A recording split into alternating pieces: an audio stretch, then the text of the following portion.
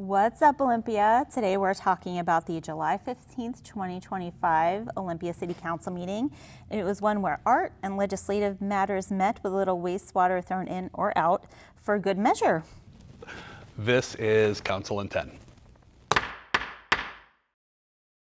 For the record, I'm Susan Grisham. And I'm Josh Lynn. So we started with roll call. Everyone was present for the first time in a while. And then we got into an announcement from the mayor, a little heavy, talking about an incident that happened July 9th near 5th Avenue in Simmons, and he shared his condolences for the loss of two community members, Joy Zindu and Carla Gonzalez, who were lost during a tragic crash, and thanked the first responders and the crisis response unit for their work during the time. Yeah, and shared condolences with the family. Really terrible incident. Yeah. He also shared that on Thursday evening, a special study session for the council will all be there. Sort of a surprise Thursday meeting, so they're going to be briefed on the Workers' Bill of Rights initiative. Yeah.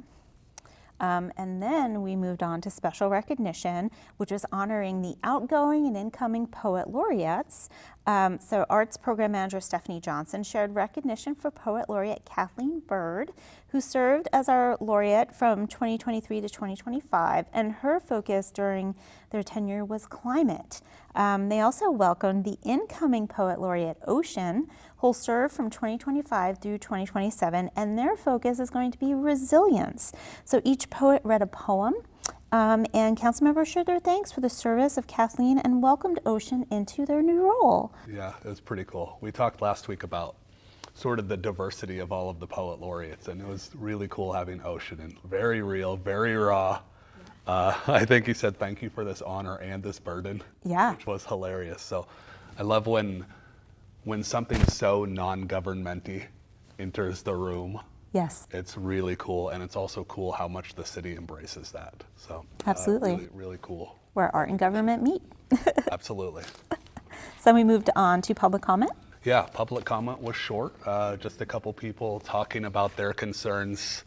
They live in the South Capitol neighborhood. The concerns, which we've heard for many years, about lobbyists coming in and buying homes and what those homes are used for when the session is not in, and that kind of thing, and some good comments from council. Yeah. Yeah, and staff's going to be following up with community members on this issue because I think it's an ongoing issue that we're just going to have to keep an eye on. And the consent calendar was passed. And there are no public hearings. Yep. Then we got into other business. First up was item 6A. Back up was Stephanie Johnson, Arts Program Manager. It's been Stephanie heavy couple weeks. Yeah. Talking about the 2025 traffic box wraps. You guys have seen these. They're all over town. It's sort of grown to become one of the most popular things we do, a public vote about which art is going to cover the traffic box wraps around town. So they brought in the recommended 10, the ones that won the vote this year, to get that approved and get the process going to get them installed. Yeah, and there was one that was particularly popular among the council, which was called We Are Olympia by Liv Lane, which is a cool kind of like tattoo flash sheet almost vibe. Very cool. And council members, I think, were interested in figuring out how to merchandise a little bit. Yeah. a lot of comments about that. So maybe you'll see some of these on hats or shirts. Or yeah, that'd be really cool. To be determined. Indeed. Also, the public vote of note: 1,439 people voted this year. Yeah, that's really neat. Behind the scenes part of the vote, and this was a big one. So it just keeps growing. Yeah.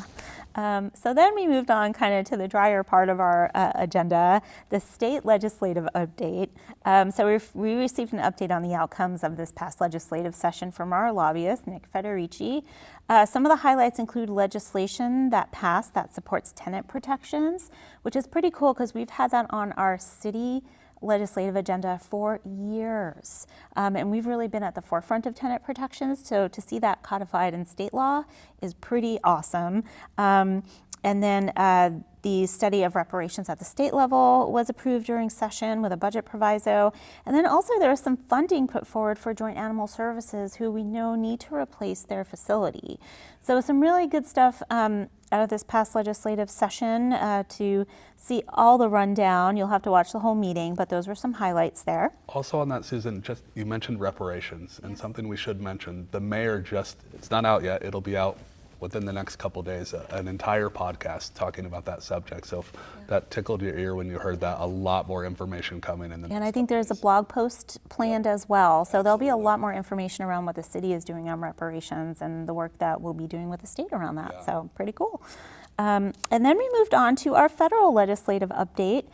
So that was with Rick Desimone and Liz Fortunato. They are our federal legislative lobbyists. First, they've been helping us to get a little funding for the Armory. So we'll learn this week whether we will be funded for an elevator for the Armory. So that's pretty cool. And they also reviewed a few items from that big federal bill out there that was recently passed, and we're starting to unpack what that means for us. I think you're unpacking that. I heard there's a 40-page report. There's a 40-page report that I'm going through right now to determine how this impacts the work of the city, both bad and good. So more to come on that in the future. And we are really lucky to have federal lobbyists with boots on the ground in DC paying attention to all the things that could affect us. And then we moved on to the next item, which was an update on the Lot Clean Water Alliance, which we get once a year. Yeah, we had Executive Director Matt Kennelly up, and first of all, super smooth, great presentation. I would listen to him talk about wastewater all day long. Yeah, it was a really interesting presentation. You wouldn't think that would be something that'd be super enthralling, but the work they're doing, so interesting and so important. 14 million gallons every single day treated at their plant. Yeah. I think it's the size of a skyscraper full of water every single day, and their quality is like at the top of the state. 100% zero incidents, like year after year. So super cool. Definitely not so much humble brags from them. They're really bragging on the good work they do. So. Oh, absolutely. And I think it's not even just wastewater. They have the museum learning center for children, so they learn about how our wastewater is managed, and raising some water conscious young folks in our community. And there is some work that they're doing right now that's closing. Is it Adams Street? Yeah, they've got part of the presentation was how they've been able, they used to think they'd have to go all over the county opening these new facilities, and how much work they've done to be able to do it all within the confines of their space just by investing in technology. So super interesting stuff. And the work in the future about reused water. It's not tomorrow, maybe decades in the future, but being able to reuse that water. And Matt said, water should be judged by its quality, not its history. That stuck out for me too. Such a good quote. Yeah, really good quote. But some of that work they were doing, there is a crane. Oh yeah, a crane downtown. You've probably all seen it. And we weren't involved in the public vote, but what was it named? Yeah, so there was a public vote, and the community decided to name it Fraser. So we have Fraser Crane in our community, which regionally makes some sense too. So if you know the show, it's also very internet vote. Like it was probably either that or Craney McCrane face as the top. I feel like there needs to be a meme or something around that, right? Yeah. So those were our other business items. Then we moved on to reports. There were not a lot of reports last night, but Councilmember Madrone spoke to the Thurston Regional Planning Council approving the Regional Transportation Plan, which has been in the works for a while, and it will be including a connectivity study for Log Cabin Road, which is something that a lot of community members are interested in. Yeah. And then they hit the gavel at 8:49. Boom. Boom, we did it. You held it together again. Thank you. Thank you. So, thank you for joining us. If you're watching us live, you can stay tuned for the full replay of the council meeting we just discussed to get all the deets.